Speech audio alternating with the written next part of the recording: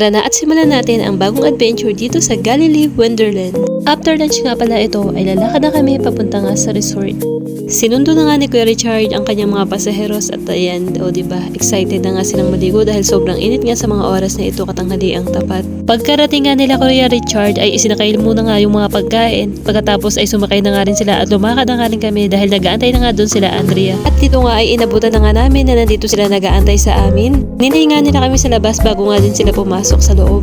Pagkarating nga namin dito ay ibinaba na nga namin ang aming mga gamit at dito ay nagtuusan na nga kami kung magkano nga ang aming babayaran. Dahil marami nga kami, tiyak na malaki nga ang babayaran namin. Pero okay lang dahil nga kanya-kanya nga kaming bayad dito sa entrance. Siyempre, kapag nga may babayaran sa loob ng mga cottage ay share-share naman. Para nga hindi masyadong mabigat sa bulsa. Tapos nga ang food ay kanya-kanya kaming dala. Pag ganito nga may pagkakaisa ang bawat isa ay siguradong matutuloy nga ang banding at ang mga adventure kung saan man gustong maligo or magala. Dahil nakabayad na nga po kami ng entrance at saka nga ng cottage, ay papasok na po kami sa loob at excited na nga ang mga batang maligo. Lahat nga po ay may kanya-kanyang dala pati nga ang mga bata, o diba? Ang sisipag ng mga yan, ako lang pala ang hindi masipag dahil wala nga po akong dala, yung cellphone ko lang at yung bag ko ang dala ko. Dito nga po ay papasok na nga kami sa loob nga ng Galilee Wonderland at ito nga po ang pinaka-entrance nila. Yung entrance pa nga lang po ay napakalawak na. Bago nga po kami pumasok ay papakita mo na nga yung aming binayaran dito nga sa pinaka-entrance. Masaya nga ngayon dahil kasama ang mga batang maliligo. Kakaumpisa pa nga lang ng bakasyon, syempre excited nang maligo ang mga bata niyan. Kapasok nga namin dito sa may entrance ay may nakaabang na nga na cart na paglalagyan namin ng mga pagkain. Naantay nga lang namin itong si Bunso para nga ipakita dito sa entrance yung aming binayaran.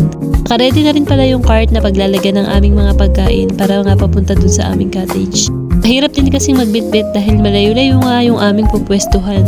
At dito nga po ay nilagay na nga nila ang kanya-kanyang mga dalang gamit. Pagkalagay nga nitong mga gamit na to ay hindi ka muna nga agad papasok dahil kailangan mo pang magpatatak muna sa kamay. Dito nga sa entrance ay nakaredy na nga si ate para tatakan ang aming mga kamay bago nga kami pumasok sa loob. At dito nga ay magsisimula na si ate na magtatak ng aming mga kamay. Siyempre yung mga excited niya ang naunang tatakan. At kauna-unahan na nga itong si ate Angel. Sobrang excited na nga niya pumasok. Inaya na nga rin niya ang kanyang ate si ate Chloe. Sumunod na nga itong si ate Princess at pati na nga rin sila ate Teten at yung iba pa. Siyempre nagpatatak na nga rin ako ng kamay at nang makapasok na nga ako sa loob. Naku, ito nga si ate ay sobrang excited na nga pumasok. Ayan, hindi nga nagpatatak kaya bumalik ulit siya. At nandito pa nga yung iba, inaanday na nga namin. Pati nga itong si nanay ay nahuli din pala. Ayan, kumakaway pa nga si nanay. At ang ganda rin ng ngiti ni Kuya Richard, o diba excited na nga rin maligo yan? Pati rin pala si Tita Pia ay nasa hulihan din pala. Pati nga itong si Ate Sheila, tsaka si Brian at si Baby Ayin. O ayan, kaway-kaway lang muna kayo sa aking camera bago nga kayo magsiliguan. Mukha nga mabigat itong bitbit ni Kuya Richard sa dami nga ng aming dala. Eto nga si Ayin, medyo nahuli pa at saka si Brian. Ganda ang ngiti ni Ayin, sobrang excited na rin maligo. Sabi nga nung bantay kay Kuya Richard ay pahila daw ang gawin para nga daw mas mabilis makarating yung cart doon sa aming cottage. Ito nga pala yung unang pool na aming nadaanan, hindi ko na nga pala na-i-video ng buo dahil excited na nga ako doon sa aming pupuntahan. Tsaka sobrang init nga rin sa mga oras na ito, talagang tirik na tirik nga yung araw, pawisan na nga po kami dyan. Medyo malayo-layo rin pala ang pwesto ng mga cottage dito.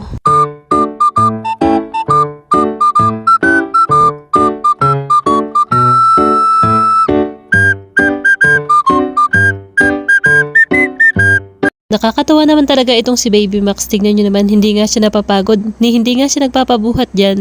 At may dumaan niyang ate, nag-hi sa kanya, o diba nag-hi din niya si Baby Max, hindi nga lang halata.